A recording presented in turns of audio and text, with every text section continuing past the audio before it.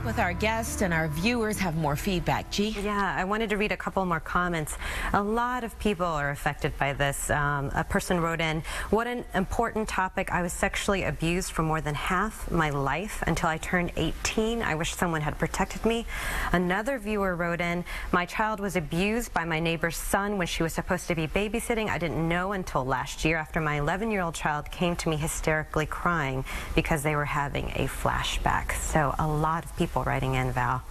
I have a couple of audience questions, so I wanted to go first to, can I have your name, please? Evelyn. Okay, and what's your question, Evelyn? My question is to Aaron. Where can we get the curriculum that you noticed that was in schools about the predators?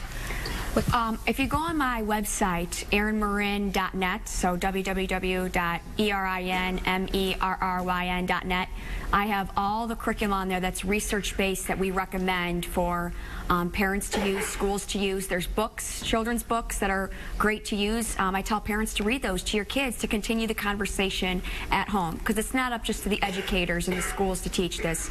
It's a parent's role too. Right.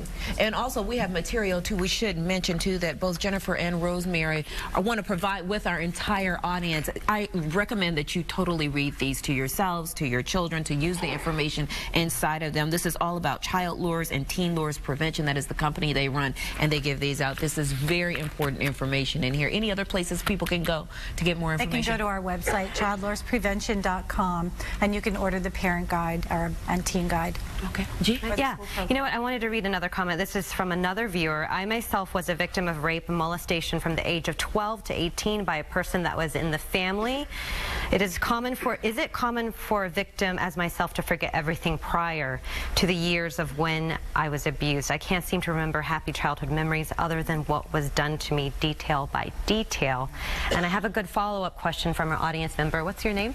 Hi, I'm Kimberly Ewan, and I'm a certified Oveus bullying prevention trainer, and we go into schools and we actually empower bystanders to help kids when they're being bullied. My question to the panelists is, how can you empower us as friends and family members when you come out and share about how you've been victimized, how we can be of help to get you through that tough time?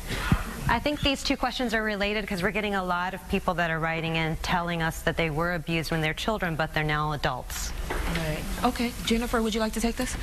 Well, sure. It's very important for families to support their children after they've been abused, when they disclose, and really go to the proper authorities and then get them the help that they need. It's very important for kids to understand that, again, it was not their fault. They didn't do anything wrong. Their parents would have supported them if they had known, if they could have. Do you all feel that way? Do you feel like, if now in hindsight, if you had told your family, your parents, that safe person growing up, that they would have done something then? Oh, definitely. My parents supported us from day one, 100%. I just wish I had the courage to tell them. I think for me it was different because it was a different era. You know, it was in the 70s, and I think that my parents saw the signs. They knew something was not right with me. I flunked the 3rd grade. I was a straight A student before I was raped. So they saw the signs, but I think they just didn't know how to deal with it in that era. I mean, that's the only reason I can kind of say I think we live in a different time now. Sure. Where people are talking about it now, whereas then it was, you know, taboo to talk about. Exactly. Victor, what about you? They would have been very supportive. When I came out and told them about it, they felt guilty that they weren't there for me from the beginning. You know, they thought they did something wrong too. Everyone's always feeling guilty about all of this, and there's really no need to feel guilty. You just got to start from where you're at and move forward with that. So. G? Okay, this is a good question from a viewer. This is sensitive. No way want to offend the victims. I may not be asking it properly, but how is it that some victims are repeat victims of multiple offenders?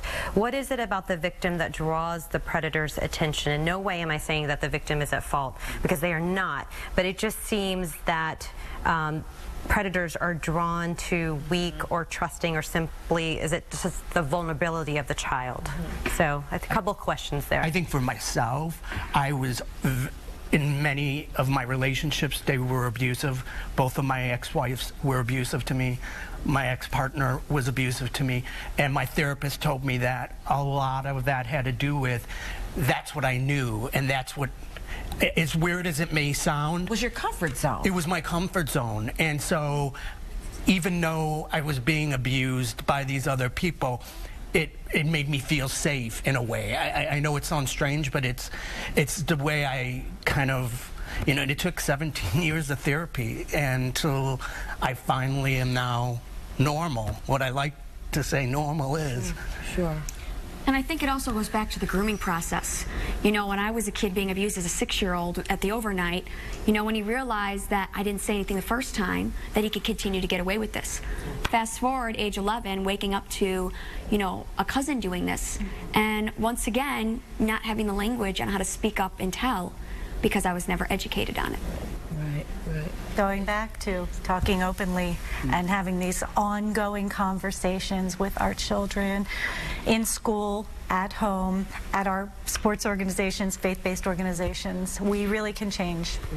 And I would like to just say to that person, you know, I watch, in these stories, sometimes they're fictional and sometimes they're based on real stories, but I watch Law and Order SVU, and one of the episodes, particularly, and this was based on a real story, was about a young lady who had been a victim twice.